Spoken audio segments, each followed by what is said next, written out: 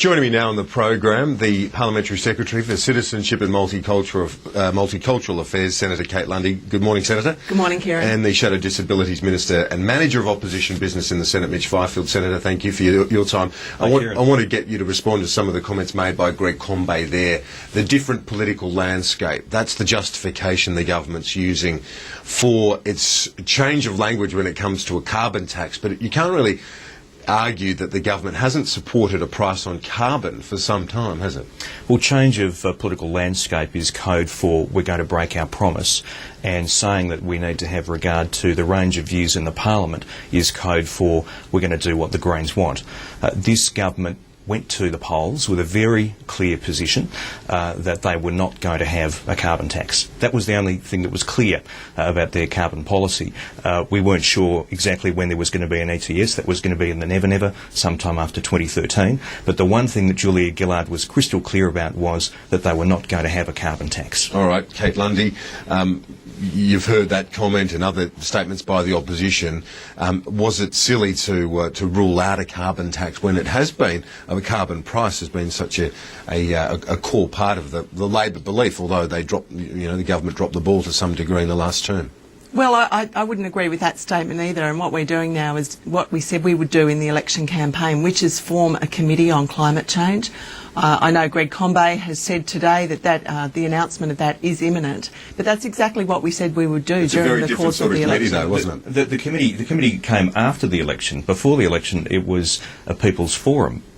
Well, either way, we need to rebuild a consensus, and I think the important thing here is we are honouring that commitment.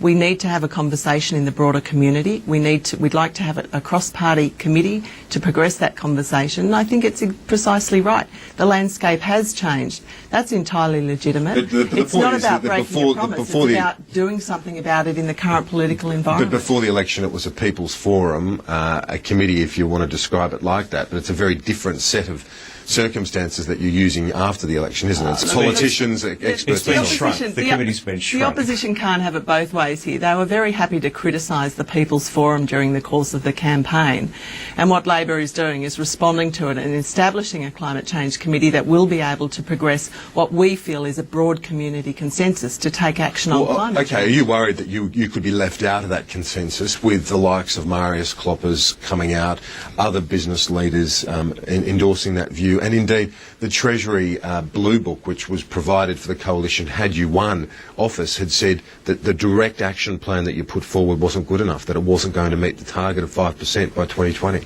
Well, I don't think there is a consensus for a great big new tax. People are citing Marius Kloppers quite a bit now, and we see Julia Gillard today saying that we need to have certainty. What about the Treasury advice, Mitch? There's one thing better than the certainty of a great big new tax, and that is the certainty that there won't be one.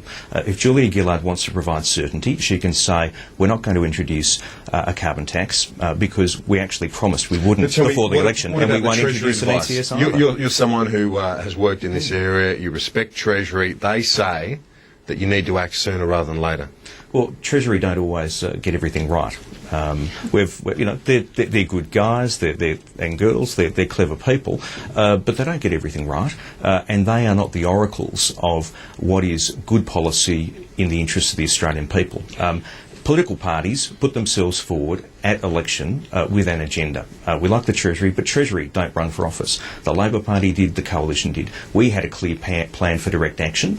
We would like to see that implemented. Labor had a clear plan not to have a carbon tax. Labor are breaking their word. They should go back and honour their commitment to the Australian people, which was no carbon tax. Kate Lundy, are you hopeful that this new political landscape, of course, with the Greens in the upper house, but also the two country independents in the lower house, Windsor and Oakeshott, that they might fall in behind you on this issue? That they, what's the sense you're getting from them? Well, the difference between them and, of course, the opposition is they want to talk about this. They're prepared to put Australia's interests first, not resort to, I think, quite pitiful slogans about a great big new tax.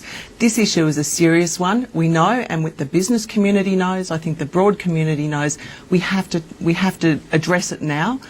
We are committed to putting a price on carbon. We've said that all along, and now we need to rebuild the community consensus. There's only one group I can see out there that's playing a wrecking role rather than a constructive role and being part of the solution, and that's the opposition. That's Tony Abbott and the Liberal Party and the National Kate Lundy, Party. Mitch Fifield, stay with us. We're going to take a quick break on AIM Agenda. We'll be right back.